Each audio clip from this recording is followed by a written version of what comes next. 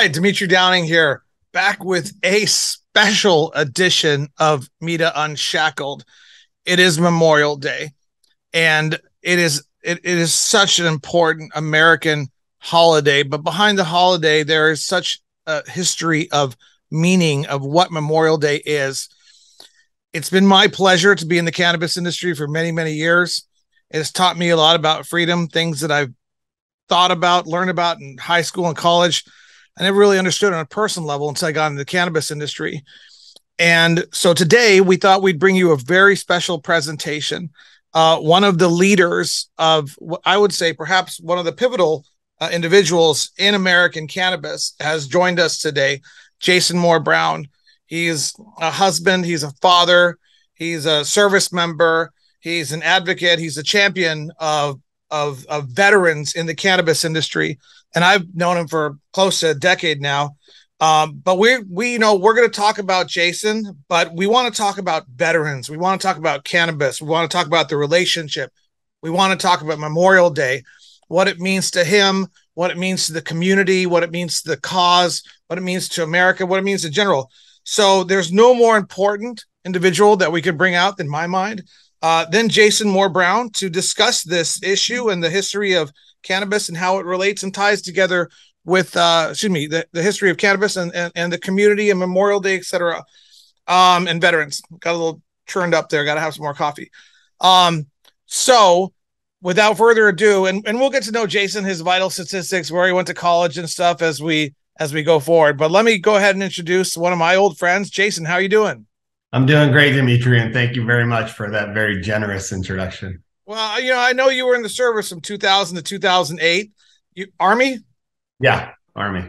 I had to get that right. You look kind of like a Marine because you're so. Yeah, as much as I love the Marine Corps, I definitely was a soldier from 2000 to 2008, like you mentioned. So. Yeah, and where are you at now? Where are you working now? I'm actually back at Weedmaps after a brief break after we went public. And I just recently assumed the role of Vice President of Veterans Engagement and Advocacy, something that I kind of did as a secondary duty or tertiary duty, if you will, the first time I was at Weedmaps. But we're really focused on re-engaging with the veteran community and putting the light on a lot of folks doing good work in the cannabis space, and actually outside the cannabis space for that matter, but specifically focused on really bringing the veterans community together and seeing what we can do to support their efforts. Let me start with the most important question. Tell us what Memorial Day has meant to you, and then how that transitioned into how it relates to the cannabis community. It's funny. We just had this conversation, just posted a message to our company-wide Slack channel, kind of talking and answering that same question that you just asked. But, Memorial Day. I ask good questions. You do ask good questions. No bad questions. Memorial Day to me, and I think a lot of other veterans, but I'll just speak specifically for myself, is a time of remembrance. But to be honest with you, this is 20 years after the invasion of Iraq, where I lost good friends and soldiers of mine. I was there for the invasion, but I think about my soldiers and the friends that I lost, like both, abroad and lost here at home. Unfortunately, we still have a suicide epidemic in the veteran community, but I think about them every day, not just Memorial Day. And although it's a somber weekend, it's something that's very reverent to the veteran community. I encourage everyone to go enjoy themselves, to spend time with people that they love, doing things that they love. And that's how you best honor the people that we lost and we left behind in our combat zones. But I do encourage you, take a few minutes to think about why it is that you have Monday off. It's really to remember the sacrifices of the over 670,000 service members that have lost their life in combat and in service to this nation. So, fighting for freedom it's one of my favorite aspects of the cannabis community. I didn't understand what it meant. I didn't really ever had any personal freedoms taken away from me. I wasn't a cannabis consumer in 2012 when I came into the industry, and I met all these individuals who were like, we have a little guest. We have a special guest here. Savvy's in the house. We'll just let Savvy. Savvy's the Mita cat. Savvy supports veterans, and she's going to chill over here by the Weedmaps hat.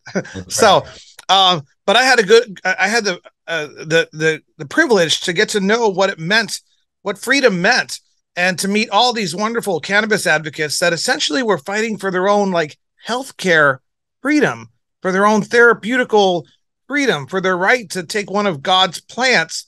And it never even crossed my mind in the 90s and the 2000s.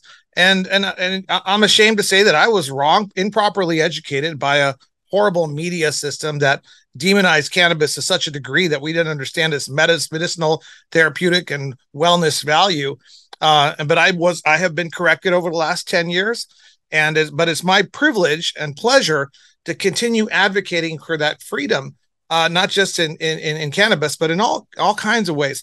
But tell us, the cannabis industry is thoroughly kind of interwoven with the fight for freedom, and the veterans have been spearheading that fight on behalf of the entire cannabis community. And I know you've been in the middle of it. Yeah, it is an interesting concept in the cannabis community at large, especially like legacy advocates, especially from here in California and the Bay Area specifically. They've been fighting for rights to access plant medicine, cannabis. Now we've got a big psychedelic renaissance where veterans really are the tip of the spear when it comes to advocating for the right to try and utilize plant meds. I got out of the Army in 2008. I had my own struggles going to the VA, trying to figure out VA healthcare, trying to start a business, try to reintegrate in society.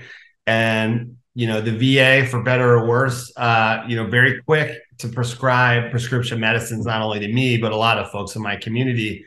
And most of those prescription meds, and I don't want to say all of them, and not for everyone, but I would say generally, they've all had very adverse reactions when utilized over a long-term duration. And when I first got out of the Army, I was an Army officer, so I held leadership positions, platoon leader, company commander, staff positions. And the military is obviously, especially at the time that I was in, not very pro anything other than, traditional Western medicine. And even then, from the time that I first went to Guantanamo Bay in 2002 to the deployment to the invasion, during and after those times, the military and the Army didn't really understand how to treat PTSD or how, our culture didn't even accept it. You fast forward to when I went back to train the Kurds, the Peshmerga, it was different. The Army was starting to get its hands and its head around the fact that, hey, we've got a lot of guys doing a lot of combat deployments, experiencing a lot of trauma. We need to start being a little bit more accepting of and introducing, more access to therapy and counseling and looking for different alternatives. So then I get out of the Army in 2008. I'm struggling. I reconnect with my college buddy, my fraternity brother, Doug Francis, who everybody knows is the co-founder. You went to college with Doug Francis? I went to college with Doug Francis. I've known the man since I was 18. And, that actually, I think when we've talked about it, when he saw, I left college in 2000, so right before 9/11 happened. And I didn't see him again for 8 years. And I come home and he says, "Hey, I heard you just got out of the Army. I'd like to reconnect." And I said, "Oh, great. Yeah, let's grab coffee." Or he's like, "Come to my office." I said, "What are you doing?" He's like, "I'm in the cannabis space." I go, "I don't even know what that means. When I was in the Army, I'm kicking dudes out for smoking weed." He's like, "It's different now, man. Come check out what I'm doing." And at the time, he had a medical management company and was running, I think, 14 doctors' offices throughout the state of California. And they were providing like consultative services and providing recommendations under the old Prop 215 SB 420 model. At some point thereafter, we opened a dispensary together. I came on board in a marketing capacity at that medical management company. And then, I'm starting to now like realize, I'm seeing all these folks benefiting from cannabis use, veterans, people on chemo, older folks that just had major arthritis problems. I mean, you name it. I'm like, okay, this is real. It's not a bunch of college kids smoking weed, and then I really, really experienced that firsthand when we had a dispensary in Santa Ana way back when. And then right about that same time, we had connected with the Weedmaps guys that were just getting the company off the ground and effectively merged. So I came on board with Weedmaps as one of the first employees, and Doug was running and really scaled sales, and it took off from there. To the company that everybody now knows and loves. So I'm happy to have been a small part of that. But and let's talk a little bit, because I know Doug and Weedmaps are big supporters of veterans causes and veterans issues. Before I get back to how the politics of cannabis are interwoven with veterans, but talk to me a little bit about all the stuff. I mean, Weedmaps has been doing projects and sponsoring events and for decades now, and I know you guys have been involved in a lot of projects and Yeah, I mean, you're right, and some of that stems from Doug seeing me getting out of the military and seeing substandard healthcare given to veterans, seeing the benefits of cannabis that it had on in the veteran community and other affected communities. Let's rewind. And one of the ways that I first got into Arizona, to the Arizona market, started working with guys like you, is Dr. Sue Sisley.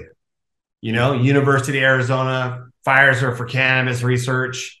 People don't talk about her story as much anymore, but she took her 7 years to get her FDA approved cannabis trial, which was PTSD and cannabis, specifically focused on veterans to see if they're providing relief. It took her 7 years to get that pushed through, and actually to a point where she could complete the study. And even then, it's like they sabotaged the study by giving her substandard weed, which wasn't even comparable to anything available in the commercial market in Arizona or any other state for that matter.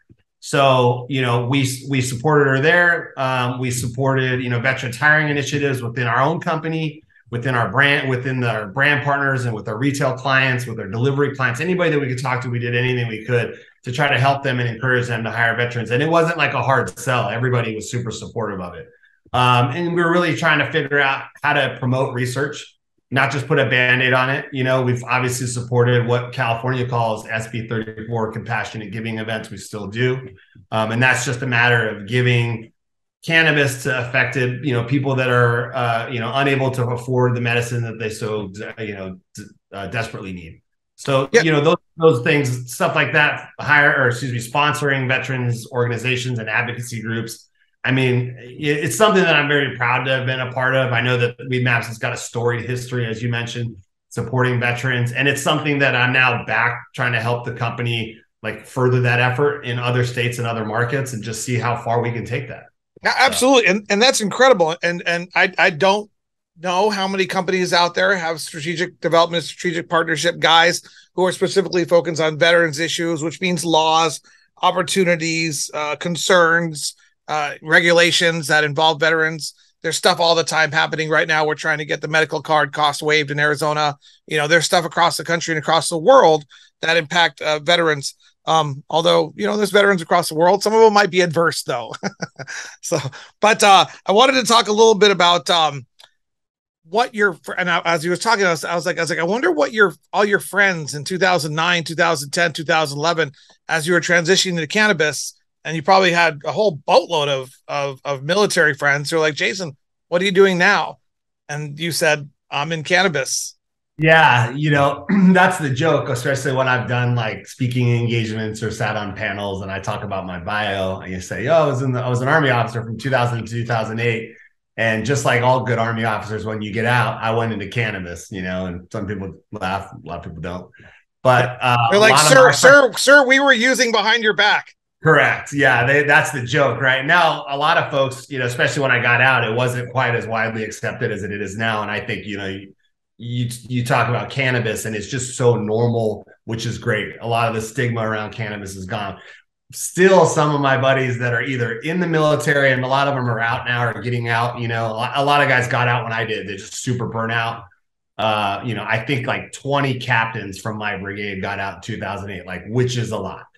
But for those guys that stayed in, they're now retiring or they've just recently gotten out. They're sort of now trying to get their head around it. And it's interesting though that you say that, because there's a really cool story that came from that. So during the invasion of Iraq, 2003, 2004, my Army battalion was responsible for securing the main supply route, basically through the middle of Iraq. It's effectively for those of us in California, it's the 5 freeway. So we had that area, and the highway adjacent ours was secured by the Marine Corps, the 1st MARDIV, the 1st MEF, famously commanded by General Jim Mattis, who went on to become our SecDef. Well, I think his chief of staff at the time, if I remember correctly, was a guy named Colonel Joe Dunford, who then went on to become the chairman of the Joint Chiefs of Staff, and my Army buddy became his senior aide. And I said, hey, I was up there for a promotion ceremony at the Pentagon. I'm in a 3-piece suit. I'm working for Weedmaps and do a little bit of advocacy work there. And I go to this promotion ceremony, and my buddy, who's his aide, is like, hey, you want to come up to the chairman's office? I'm like, yeah, I'd love to come up, and I want to talk about cannabis and veterans. And so I was able to give a somewhat impromptu presentation to staff members at the Pentagon talking about like the benefits of cannabis for veterans, the PTSD study that Sue was doing, and just saying, listen, I know that it's not going to be legalized or allowed in the military, but if allowed, or when you discuss this with the Department of Veterans Affairs, you should encourage them to explore this, and that was just a random opportunity because of relationships that I established in the military with a guy that was still in, he's in a very like privileged position, was like, hey, why don't you come up to my office? It was pretty special, and yeah, that was something that came from what you're talking about, dealing with my arm. And again, it's incredible your presence in the cannabis industry and the fact that Weedmaps has the foresight to have you working in this area, maybe going even to DC to advocate for federal legalization, because you and I are sitting here talking about it, it's normal, but it's still federally illegal. Right. And they even recently shot down a medical veterans cannabis bill. Isn't that correct? Yeah, it's, I feel like we always get to the 1 yard. It's not even a 1 yard line. Let's call it the 20-yard line, on these efforts, whether it be banking or veterans access, you name it, year after year after year, and everybody gets their hopes up. And Doug always likens it to the Charlie Brown Lucy thing, where she pulls the football out at the last minute. Our industry gets so excited that we're going to get some federal reform, and it never happens, So I would love for, at a minimum, for us to get allowed access to banking, from a business perspective, and for the VA to allow for, I don't know how we would do it. No one's quite solved that problem until it's completely federally legal, but just to incorporate and encourage providers to recommend cannabis to veterans rather than just pills. You know what I mean? So, do you know if anybody's tried to attach the veterans issue to safe banking? Is that, I don't know the nuances that well.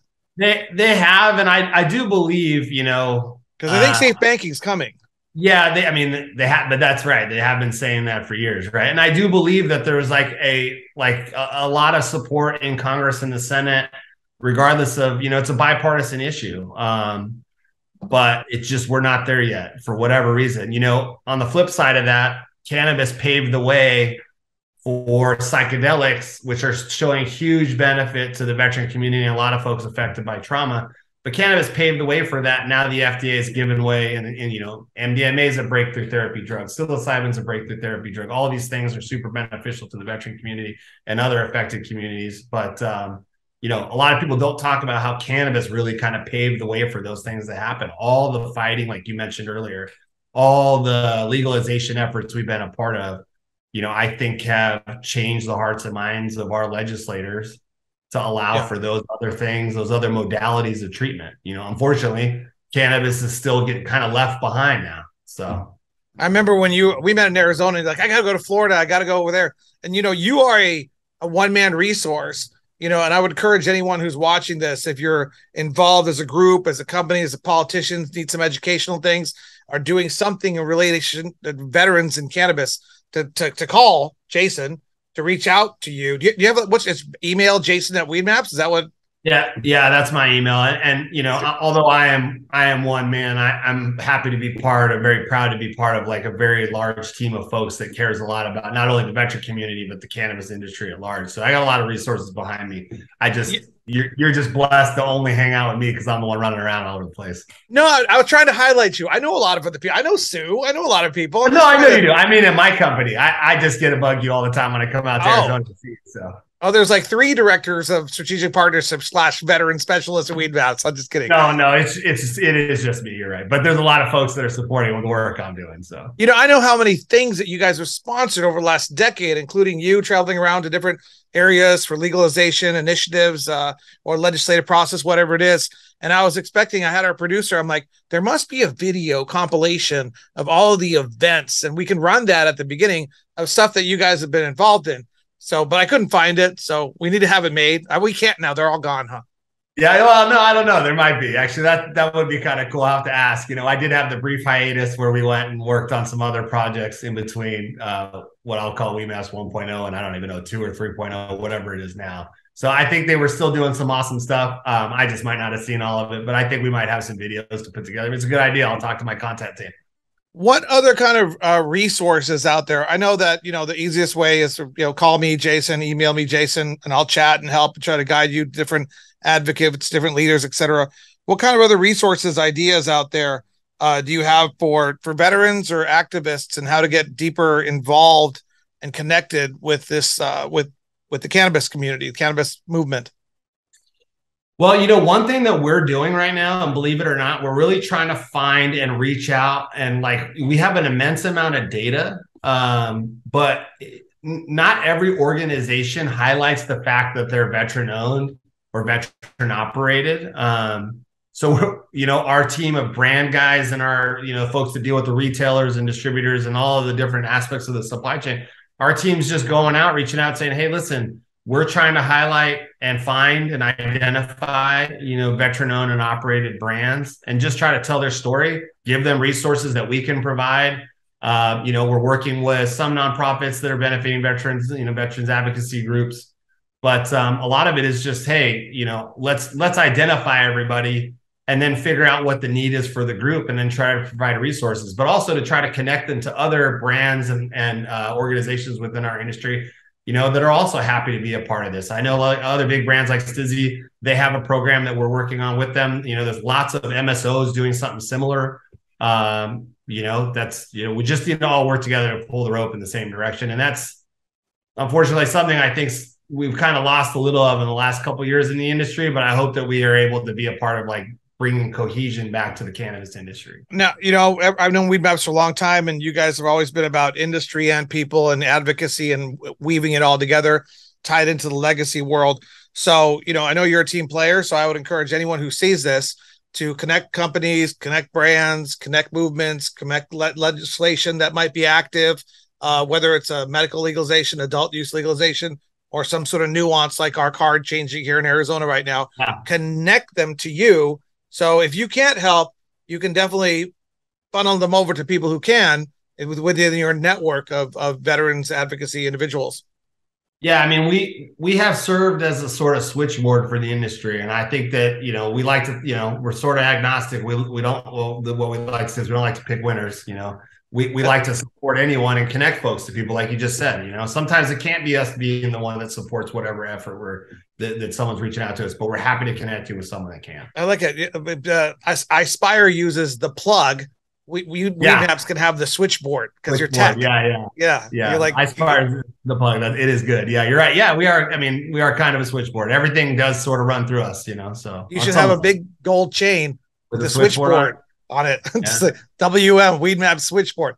I don't know. Maybe that's not one of my better ideas. No, it's okay. I'm not much of a jewelry guy, but I'm sure somebody in my company will do it.